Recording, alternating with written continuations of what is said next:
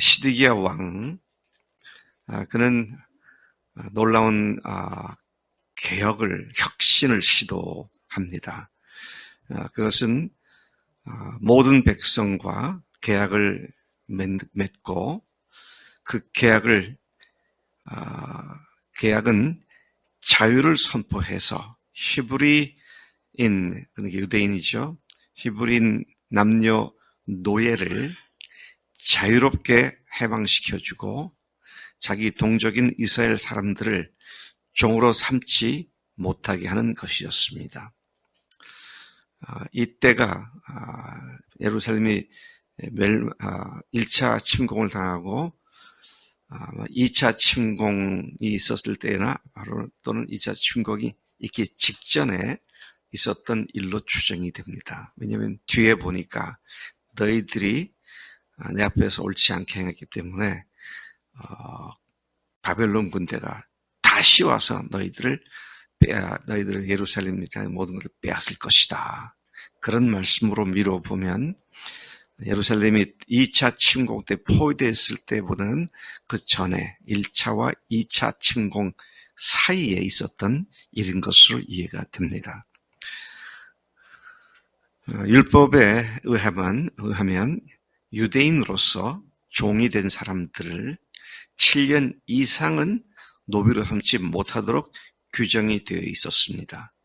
7년 종살이로 그들이 갚아야 할 빚이나 또는 그들의 잘못을 다 해소시키는 의무를 다 감당한 것이기 때문에 7년째가 될 때에는 그들을 자유롭게 놓아주어라. 이것이 모세 오경에서 하나님께서 주신 일종의 형법입니다. 일종의 형법이고 또 최초의 형법이라도 얘기도 하기도 하는데요. 이스라엘이 동족에게 종으로 팔리는 경우는 두 경우가 있었습니다. 하나는 빚을 졌기 때문에 빚을 갚지 못해서 노비로 그렇게 일을 해야 하거나 또는 누구에게 죄를 지었을 때 죄값을 치르기 위해서 그런 종살이를 같은 동족 유대인들에게 종살이를 하는 두 경우가 있었습니다. 다른 민족이 전쟁 포로로 잡아왔거나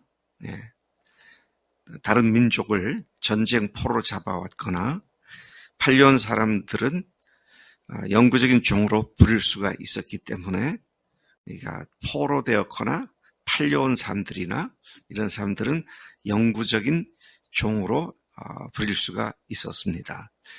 동족들 간에는 7년 이상을 넘을 수 없었습니다. 6년이 지나고 7년째는 자기 동족 노예나 노비를 해방시켜주고 자유를 주는 것이 율법이 말하고 있는 바죠.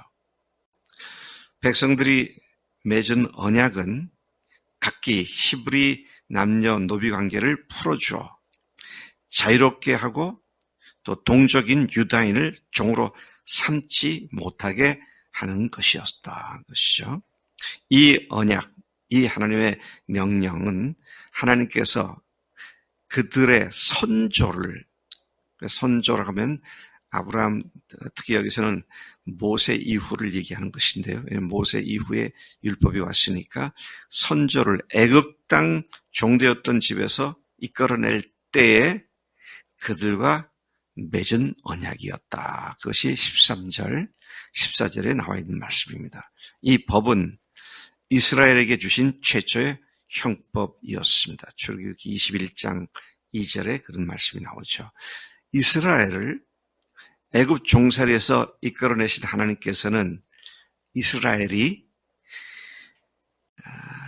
애굽인들이 그들에게 행했던 것처럼 자기 동족에게 그렇게 해서는 안 된다. 그런 의미에서 이런 헌법을 만들어서 말씀하신 것이죠.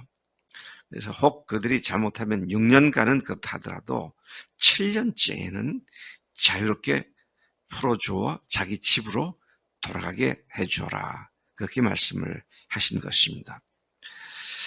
그들로 하여금 애굽 종살이였던 것을 기억하고 자기 동족을 애굽 사람들이 자기들 부렸던 것처럼 자기 동족을 그렇게 부려서는 안 된다. 그렇게 말씀을 하시는 것입니다. 우리를 향한 하나님의 사랑은 우리도 이웃을 사랑하도록 강권하시죠. 우리가 석방된 것처럼 형제 자매들에게 자유를 주고 우리가 용서받은 것처럼 형제 자매들을 용서해서 묶지 않고 매이지 않게 자유롭게 다닐 수 있도록 해야 하는 것이죠.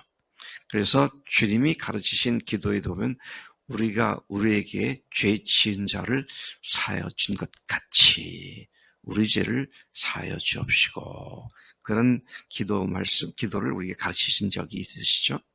시드기야가 모처럼 주도한 이 언약, 모처럼 주도했다 그러는데 왜 그렇습니까? 옛부터 모세 때부터 이스라엘 백성들이 가나안 땅에 들어가서 지금 북이스라엘로 남이스라엘로 갈라져서 두 왕조가 다 망하기 직전에 있을 때까지 이 율법을 제대로 지킨 적이 없었기 때문입니다.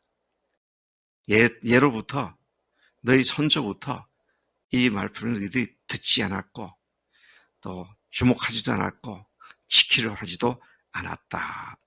그렇게 말씀하십니다. 그런데 시드기야가 주도해서 이 언약궤로의 복귀에 놀랍게도 참 모처럼 있는 일이죠. 참 놀랍게도 고관들, 모든 백성, 이런 사람들이 각기 자기 노비에게 말씀대로 자유를 주고 다시는 종을 삼지 말라는 말을 듣고 순복하여 풀어 놓아 주었습니다. 그러나 시간이 지나자 그들은 마음이 변하여 그들이 풀어주었던 노예들을 다시 끌어다가 굴복시키고 종으로 삼는 일을 자행하게 되었습니다. 그들은 마음이 변하여 그렇게 했던 것이죠.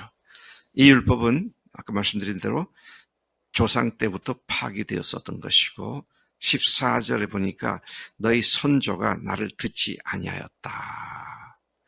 하나님의 계명과 언약보다는 세상적 욕심이 그들의 마음을 사로잡았기 때문이죠.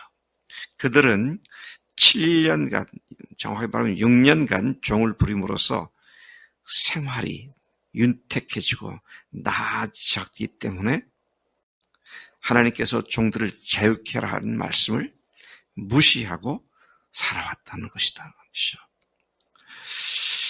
그들과 그들의 조상들의 이 죄 때문에 하나님은 그들을 이방인의 종이 되게 하셨고 그것은 마땅한 형벌이었다. 여러분은 하나님께 이렇게 하겠다고 약속을 한 후에 마음이 변해서 약속을 어기고 있지는 않습니까? 세부적인 어떤 내용들이 떠올리지 않습니까? 세부적인 건 그만두고 근본적인 얘기를 해보자고요. 여러분 주인을 바꾸셨습니까? 안 바꾸셨습니까? 여러분의 삶의 주인을 바꾸셨어요? 고백을 그렇게 하셨어요? 근데 그렇게 사세요?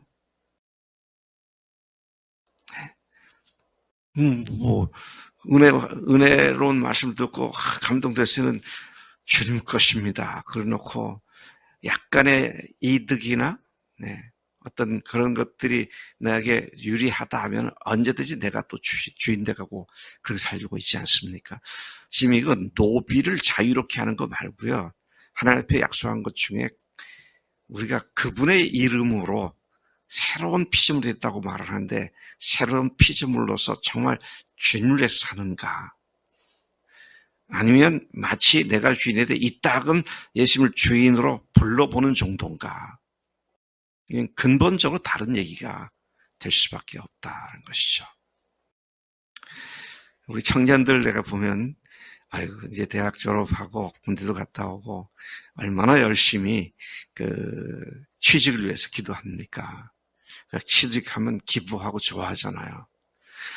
그때부터는 직장의 노예가 돼가지고 바쁘다 바쁘다. 일.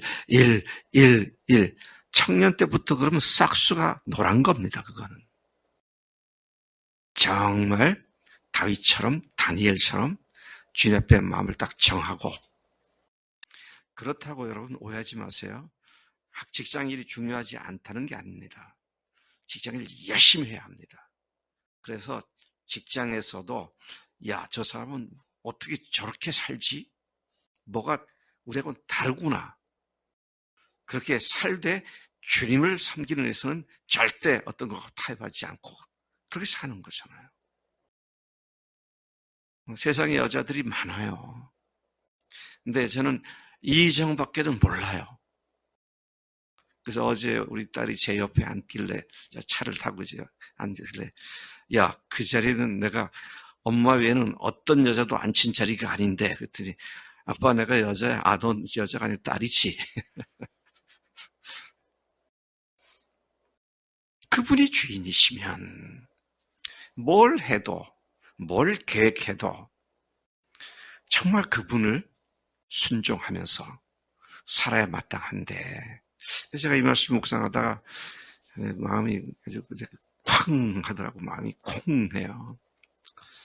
정말 주인이신데 주인의 자리를 너무도 자주 나 자신에게 넘겨주고 너무나 자주 다른 것으로 대체를 하면서 그 순간순간 쾌락을 즐기려고 그러고 내 자신의 유익을 누리려고 하는 이런 악한 자가 내가 아니냐, 그런 사실을 생각하게 되죠.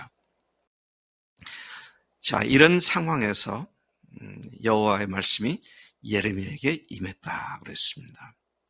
하나님께서는 이 법의 유래를 다시 상기시키시면서 그런 그들이 하나님 15절 하나님 보시기에 바른 일을 행하여 이웃에게 자유를 선포하고 하나님의 이름으로 불리는 집, 성전이죠. 내 앞에서 계약을 맺어놓고는 또 다시 돌이켜 내 이름을 더럽히고 자유를 주었던 노비를 다시 너의 노비로 삼았다고 책망을 하십니다. 분명하게 그들이 무엇을 잘못했는지를 책망하시는 것이죠. 17절에 너희가 나를 순종치 않고 선포한 것을 실행치 않았기에. 우리는 침례 의식을 통해서 옛 나는 죽었습니다. 그리고 예수님과 함께 부활하신 주님과 함께 새로운 피조물로 태어났습니다. 그렇게 선포해 놓고 실제 삶에서는 자기가 또 주인 돼가지고 자기가 주인 됐음을 결정할 때는 그럴듯한 핑계들을 대가지고 합리화시키면서 이래서 성령께서 나에게 하신 말씀이다. 이렇게 하나님의 이름도 더럽혀가면서 자기 욕심대로 사는 그런 모습을 우리가 보았다면 우리가 마땅히 뭘 해야 합니까? 회개해야 합니다. 우리가 매일 회개해야 돼요. 정말 하나님을 모독하는 일이 있잖아요. 이거는 주님이라고 말을 하면서 제 아내가 저를 보고 당신이 나의 유일한 남편이요 그러면서 딴 남자 쳐다보면 제가 가만두겠어요? 박성희 자매, 그러면 어떡할까?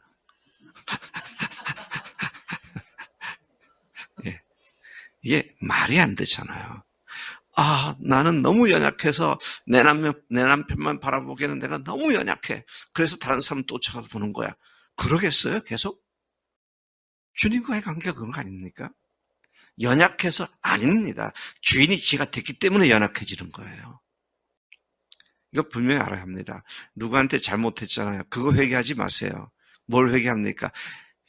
다른 것이 주인 되게 만든 주님을 주인으로 우습게 여긴 그 죄를 회개해야 하는 겁니다. 그래야 근원적으로 해내야 돼요.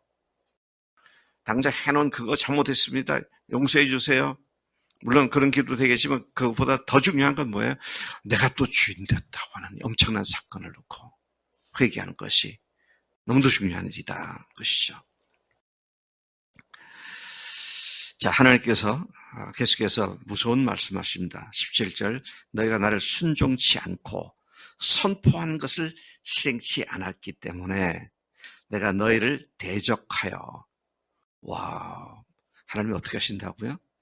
그런 사람을 대적한다 그랬습니다.